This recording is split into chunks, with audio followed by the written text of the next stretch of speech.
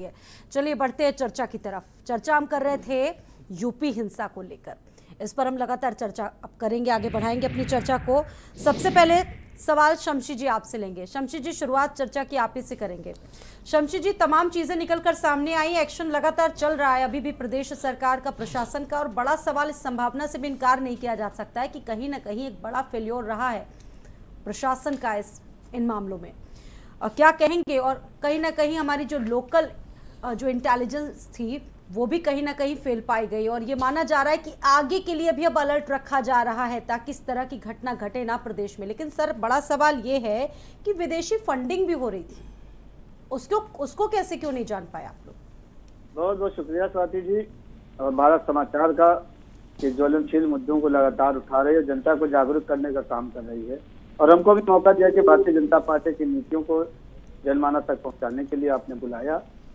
देखिए, जब से ये प्रोग्राम, जब से ये आयोजन, या जब से ये कहा जाए कि ये षड्यंत्र उस दिन से शुरू हुआ है जिस दिन उत्तर प्रदेश में विकास की एक नाव बनाने का काम किया जा रहा था, विकास का मॉडल तैयार किया जा रहा था, यानी यहाँ पे ग्राउंड सेरेमनी का कार्यक्रम यहाँ पे किया जा रहा था, उसी दिन आपने देखा कि, और उसके बाद आपने देखा कि जिस दिन कानपुर में राष्ट्रपति का प्रोग्राम होता है, प्रधानमंत्री वहां मौजूद होता है, मुख्यमंत्री वहां मौजूद होता है, और एक इतिहास लिखे जाने की कोशिश की जा रही होती है, वहीं पर विपक्ष अपने लिए इतिहास लिखवाने की कोशिश कर रहा था कि किस तरीके से सरकार के खिलाफ ऐसा काम किया जाए कि जो 6 सालों से लगातार योगी सरकार ये दावा करती चली आई कि उत्तर प्रदेश में अमन चैन शांति बनी हुई है, और उसी की वजह से इनको दोबारा से जनता ने चुना है, तो उसी को हम धराशायी करें।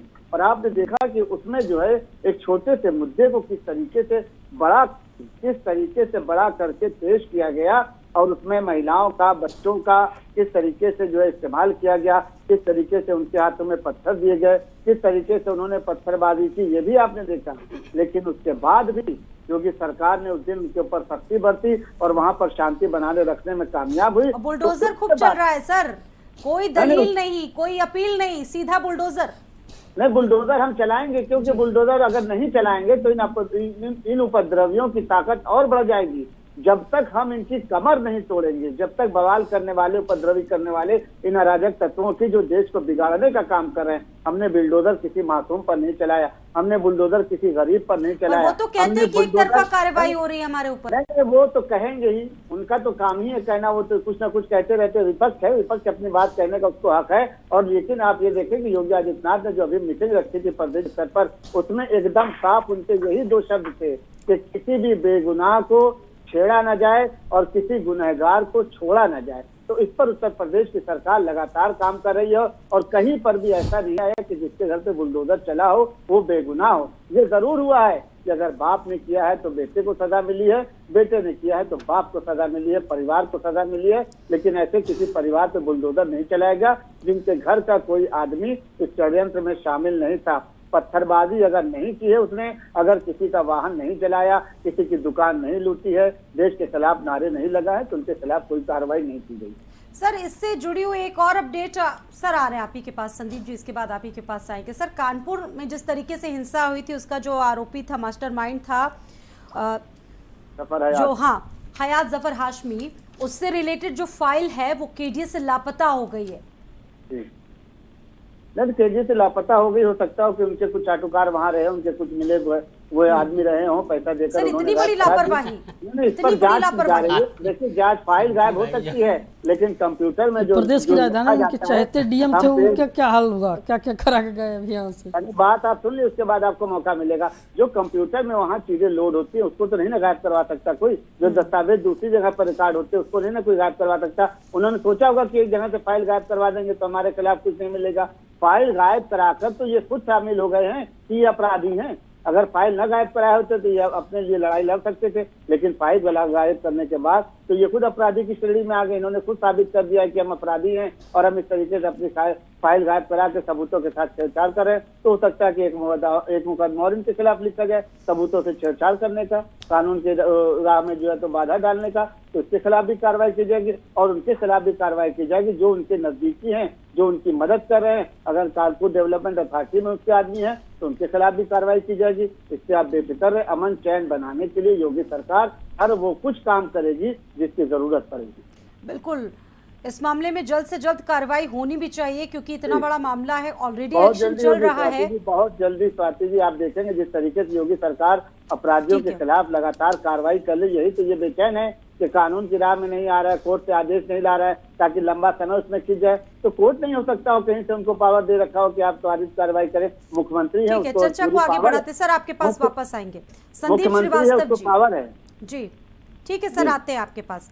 संदीप जी, मैं ये कह रहा था कि शमशी भाई कह रहे थे कि आखिर जब वो कानपुर में ये मालूम था कि महामहिम राष्ट्रपति का प्रोग्राम है, माननीय प्रधानमंत्री जी उस स्थल पे जाने वाले, मुख्यमंत्री जी का प्रोग्राम था, तो आखिर ये LIU वहाँ कर क्या रही थी? इंटेलिजेंस का फेल्योर हुआ कैसे? इतने लोग इकट्ठा कैसे हो गए और इतनी बड़ी घटना हो कैसे गई? तो इस पर तो सरकार को जवाब देना होगा, इससे तो बचा नहीं जा सकता। और जो आप बात कह रही हैं कि KDS उनकी फाइल गायब हो गई, तो इसका मतलब उनके जो लोग हैं वो कहीं ना कहीं हर जगह शामिल हैं। ये शमशी जी कह रहे हैं कि उनकी सॉफ्ट कॉपी कंप्यूटर्स में होगी, सरकार रही है उनकी, सब वो सब कुछ। लेकिन आप इस बात से अपने आप को अलग नहीं कर सकते कि कानपुर में जो इतना बड़ा इंटेलिजेंस का फेल्योर था, उसको तो शमशी भाई आप मानेंगे ना कि कहीं ना कहीं आपकी खामी थी, इस वजह से उतने लोग इकट्ठा हो गए। जी, नहीं माना जाता, भीड़ के आगे सारे तंत्र बेहद। अरे भाई, राष्ट्रपति, अरे कानपुर में एक पोस्टर भी लगा था भाई, मुख्यमंत्री का प्रोग्राम था, ये आपको पता ये है सारे लोग वहाँ पे आने वाले थे और उसके बाद इतने लोग वहाँ इकट्ठा हो गए और उनको पत्थर भी दे दिया गया, ईंटें भी दे दी गई और उन्होंने फायर भी कर दिया उन सारी चीजों को।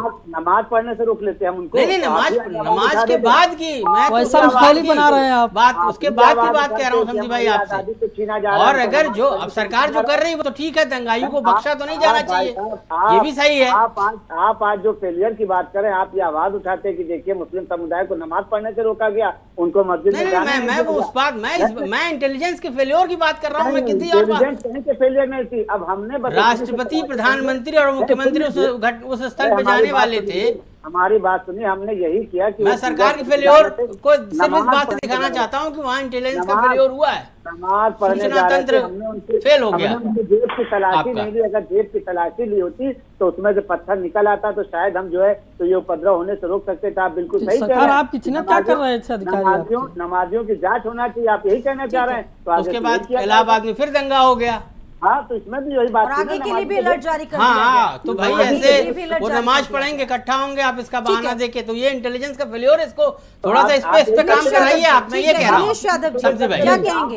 इंटरनेट कौन के रूप में यही काम करते रहिए, आप ठीक है उनको सर, ठीक ताकत है। देते रहिए कि नमाज पढ़ने जाओ और बवाल करो। नहीं, इन सारे घटनाओं के एडमिन तो यही भाई लोग हैं जो अभी जो शमशी भाई कह रहे हैं। ये सारी घटनाओं के एडमिन भारतीय जनता पार्टी है और इनके विचारधारा के लोग हैं। अगर ये लोग एक तरह से कानून को हर जगह दिखाते, कपिल मिश्रा से लेकर अनुराग ठाकुर तक और नुपुर शर्मा और तमाम लोगों ने जिस तरह का बयान दिया, उस पर कोई कार्रवाई नहीं हुई और दूसरे किसी धर्म विशेष के लोगों को टारगेट करके जिस तरह की कार्रवाई हुई। मैं इलाहाबाद से आता हूँ, प्रयागराज से आता हूँ, इलाहाबाद यूनिवर्सिटी के छात्र संघ का अध्यक्ष रहा। कहना चाहता हूँ जिस मकान जावेद जी के मकान को जो तोड़ा गया है, उस पर जो चस्पा किया गया कि इनका जो है नक्शा पास नहीं है।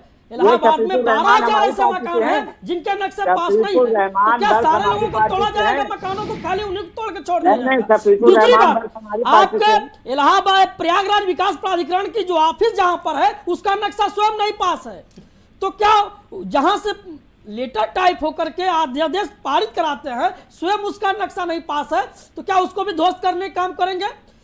आदरणीय केशव प्रसाद मौर्य जी वहां से आते हैं, जिस कार्यालय में रहकर उन्होंने राजनीति की ककारा सीखा है, विश्व हिंदू परिषद कार्यालय, उसका भी नक्शा पास नहीं है। आनंदा आश्रम संघ का कार्यालय है, उसका भी नक्शा पास नहीं है। क्या वह भी तोड़ा जाएगा क्या? इस तरीके की और झूसी से लेकर के करेली से लेकर के फाफा मऊ तक जिस तरह के लोगों के मकान गिराए गए, जाति विशेष और धर्म विशेष के लोगों के, यह क्या कहलाता है? देश की आजादी में क्या उनका सहयोग नहीं था? क्या देश के और प्रदेश के अमन चैन को भंग करने का प्रयास किया जा रहा है कि नहीं किया जा रहा है? आपने किसी को नोटिस नहीं दिया। आनंद फानंद में किसके नाम से मकान है, क्या है, चस्पा कर दिया। दूसरी बात, मैं कानपुर के संदर्भ में आ रहा हूं, जहां देश का सर्वोच्च कुर्सी पर बैठा हुआ व्यक्ति जा रहा है। आपकी विजिलेंस क्या कर रही थी? और जिसकी बात मुख्य आरोपी आप बता रहा है, उसके द्वारा पोस्टर लगवाया गया था कि शुक्रवार को जुमे की नमाज के बाद सब लोग अपने अपने घर में चले जाएं और अपनी दुकानों को न खोलें। वहां की पुलिस दुकानों को जबरदस्ती डंडा मार के खुलवाने का काम की है। तो कहीं न कहीं ऐसा तो नहीं है कि पुलिस के लोग और भारतीय जनता पार्टी के इशारे पर इस तरह की घटना को अंजाम दिला करके देश की आजादी में और देश में रहने वाले देश के धर्म विशेष के लोगों को बदनाम करने की साजिश के तहत इस तरह की घटनाक्रम को अंजाम दिलाने का काम हुआ है। ये भी तो हो सकता है सर, बहुत सारी बहुत बड़ी लंबी चौड़ी लिस्ट लेकर आए हैं। बहुत बड़ी आपके पास ताकत थी और आपके पास जितनी ताकत थी आप बोल लिए। अब आपने कहा कि वहाँ का जो है तो डेवलपमेंट अथॉरिटी, वहाँ का प्रयागराज का और वहाँ पर जो है झूंसी से लेकर करेली तक की आवाज, जहाँ जहाँ से पत्थर चलाए जाएंगे, सुन लीजिए, जहाँ जहाँ से पत्थर पुलिस पर चलाए जाएंगे, सरकार पर चलाए जाएंगे, जनता पर चलाए जाएंगे, चाहे वो वैध हो और चाहे अवैध हो, सुन लीजिए, उनके ऊपर बुलडोजर की कार्रवाई जरूर होगी। पहले बात सुनिए, आप बोल रहे थे जो दरोगा जी थे ठाकुर साहब, उनके साथ जो आप बोल लीजिए लिंचिंग हुई, उन घटनाओं में क्या आपने कार्रवाई की? ठीक है सर, तकी जी इस पर रिएक्शन अपना दीजिए। देखिए, हमारे जो मुख्यमंत्री हैं योगी आदित्यनाथ जी ने, लगता है उनको पिक्चरें देखने का बहुत शौक है और इलेक्शन के बाद वो कह रहे थे कि कंगना रात की पिक्चर देखेंगे। मुझे लगता है उन्होंने दामिनी पिक्चर बहुत अच्छे देख ली है और सनी देओल का डायलॉग उनको याद है, वो जिसने उसने कहा था सनी देओल, ना कोर्ट ना पेशी ना सुनवाई, सीधे फैसले का फैसला। तो हमारे योगी जी फैसला डिलीवर कर रहे हैं। न्यायपालिका में और कार्यपालिका में जो भेद है हमारे कॉन्स्टिट्यूशन में वो भूल गए हैं। और कबीरदास जी की जयंती थी कल, कबीरदास जी ने बड़ा अच्छा दोहा कहा है जयंती के ऊपर कि सब लोग नहाए लेकिन उसके बाद भी गंगा भी नहाए, गोमती भी नहाए, लेकिन वो लोग बैल के बैल ही रहे। तो आप समझिए कि ये जो बुलडोजर चला रहे हैं, बुलडोजर का मैंने नाम रखा था आगे भारत समाचार के अंदर कि बैल बुद्धि का प्रतीक है।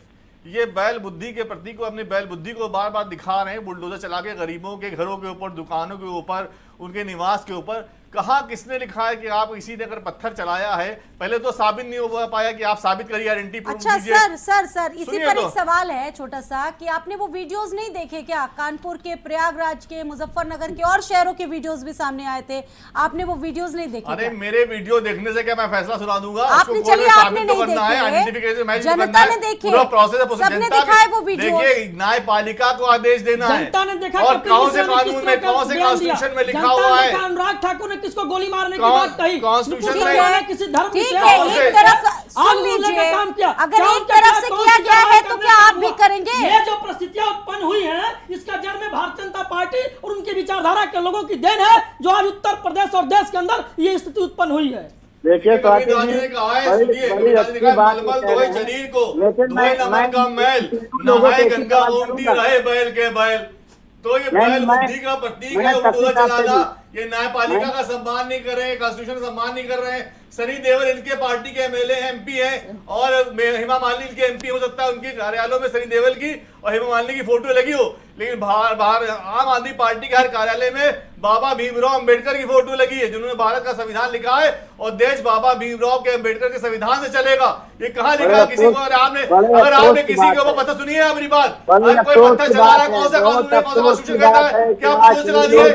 ये लोग उनका कानून कहता है कि कहीं आपको पत्थर चलाते हुए लोग मिल जाए तो उनके घरों के ऊपर आप बुलडोजर चलाइए। आप मुझे धारा बताइए, आप मुझे आर्टिकल बताइए, आप मुझे सेक्शन बताइए, आप कॉन्स्टिट्यूशन के अंतर्गत बात करिए।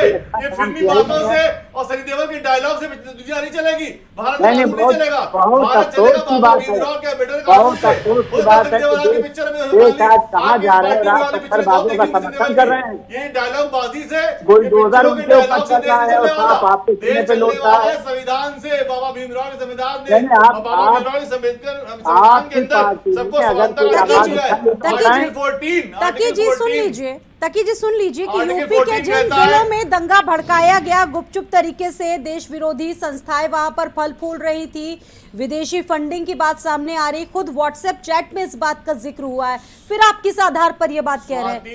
जी, मकान गिराना यह आदेश कानून व्यवस्था देगी, न्यायपालिका देगी या कार्यपालिका देगी? नहीं, बुलडोजर की तो बात ही नहीं हो रही है। कार्यपालिका है जिन लोगों ने, नहीं कार्यपालिका है जिन लोगों ने ये किया, उनको गिरफ्तार करिए, उनको पेश करिए कोर्ट में, कोर्ट के सबूत दीजिए, कोर्ट संज्ञान लेगा, कोर्ट आदेश देगा। आज देने का अधिकार कार्यपालिका को नहीं दिया गया है। अगर कार्यपालिका को दिया गया है तो कोर्ट की व्यवस्था क्यों बनाई गई? सुप्रीम कोर्ट क्यों, हाई कोर्ट क्यों है? मतलब आपके हिसाब से ये सब जो चीजें हुई ये बिल्कुल संविधान के खिलाफ है, असंवैधानिक हो रहा है। देखिए उन्होंने गलत किया, जिन्होंने पत्थर फेंका उन्होंने गलत किया, मैं उनके पक्ष में नहीं हूं, उन्होंने कानून का सम्मान नहीं किया, लेकिन उनके साथ जो किया जा रहा है, बात शांतिपूर्ण तरीके से रख सकते थे ना। हाँ बिल्कुल सही कह रही हैं, मैं आपके संविधान के हिसाब से आपको चलना चाहिए था। बात का पत्थर हूं, बात शांति से रखी जा रही थी, पत्थर चलाना गलत था। इन्होंने ये भी कहा था कि पेट्रोल बम चले थे, वहां पे गोलियां चली थी। आज पेपर में आया कहीं से साक्ष्य नहीं मिल रहे हैं कि उस भीड़ में पेट्रोल बम और गोली चली थी। ये सब पुलिस ने बयान दिया आज के डेट में, और ये गलत इल्जाम लगा रहे थे। दूसरी बात, इनको सबूत न्यायालय को पेश करने, आप न्यायालय का सम्मान नहीं करेंगे, आप डिस्ट्रिक्ट कोर्ट का सम्मान नहीं करेंगे, आप हाई कोर्ट सम्मान नहीं करेंगे, आप जो है वो आप देश का जो कानून न्यायपालिका उच्चतम न्यायालय का सम्मान नहीं करेंगे, आप आदेश दे देंगे। ठीक है, आप कार्यपालिका का काम है कि वो प्रस्तुत करें कोर्ट के सामने। हो गया तो मैं इसका जवाब दे दूं। ठीक है सर, इसका जवाब दीजिए जल्दी से।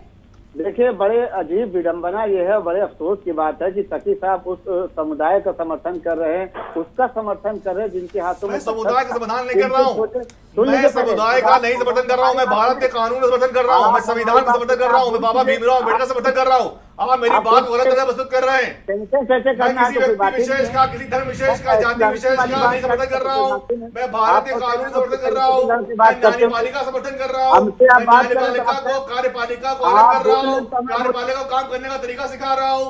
उसको सीखना चाहिए कि ये डायलॉग से नहीं चलेगा, ये कानून से नहीं चलेगा।